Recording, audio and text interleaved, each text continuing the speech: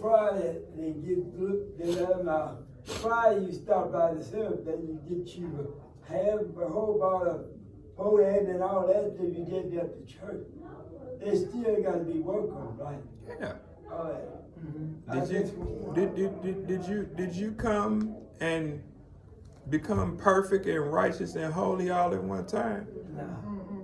What's the difference? There's no difference.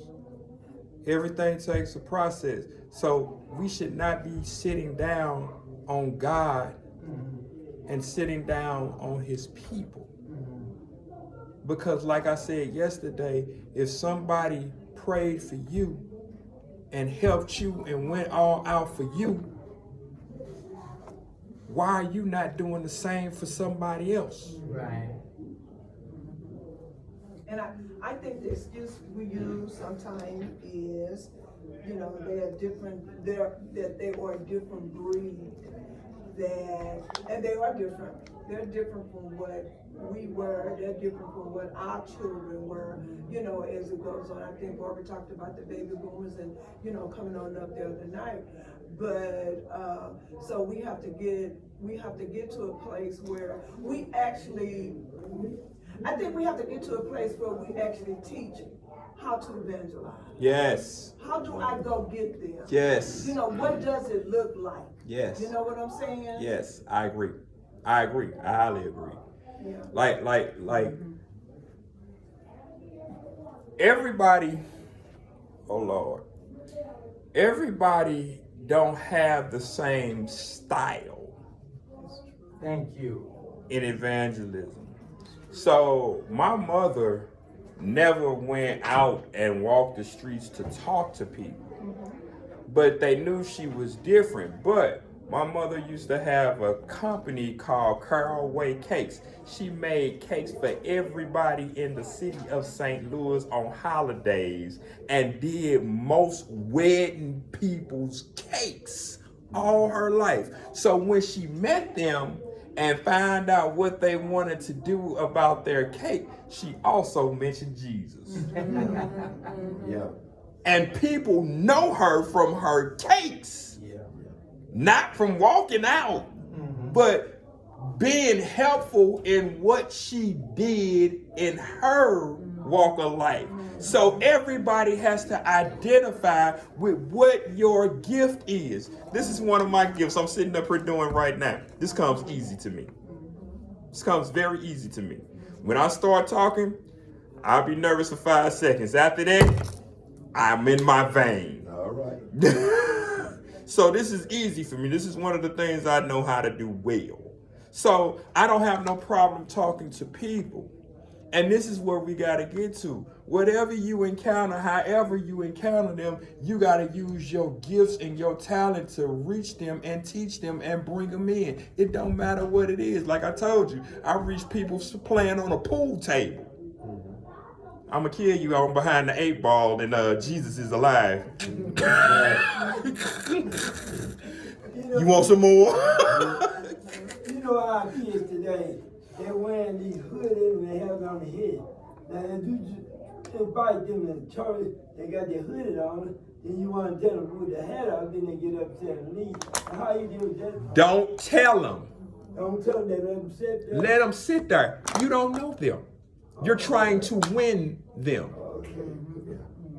It's different. Listen, this is what I tell you. There's a difference between being churched and not churched. Big difference. Everybody in here is church. They know what to do. When a man come through the front door, he's supposed to take off his hat. It's culture. It's what we learned. You know, some women wear hats because they go off on some of the scriptures in the Bible that a woman's supposed to have a covering. Talk to me, somebody. I told you, I know the text. So when you understand that, you got to know who's churched and who's not. If you're trying to win, what are they doing that's going to bother you because they sitting there being who they are? Why is that bothering you? Thank you. That shouldn't bother you. What should bother you if they leave out the door and don't hear the gospel, they're dying and going to hell. That should bother you. Not what they got on. Not what they look like. Not, I get it, mother. I get it. When woman come in and she's fresh out the club and her skirt up to her, you supposed to hand her something if she want to go sit on the front row. I get that. But you don't judge them for what they're wearing and how their appearance is, because a whole lot of people are ugly to me. And I don't mean from a standpoint of physical technicality. I mean from their heart.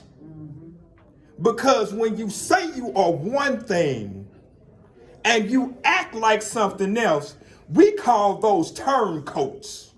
You two-faced it. And that's what they think about people in churches, because we run and jump and shout and do this. As soon as we get out on the street, we start cussing them and their mama out. From the pulpit to the back door. I told you, I'm a realist. I'm going to tell you just like it is. So when you think about things like that, how can we be an effective witness? How can we really affect change in anybody if you don't even believe your own conviction? Yeah. That's what I'm saying. I'm saying put all your pretentiousness down and just be you, because they want to see realness. They don't want fake. They've been looking at that all their life. I told you, most of these people came up through the Reaganomics, the 80s and 90s. They was dealing with mamas and daddies out on drugs, kids out at 4 in the morning at 6 years old by themselves. Yes, sir. So let's talk about it. I'm just being real. Yes, ma'am, Miss Barbara.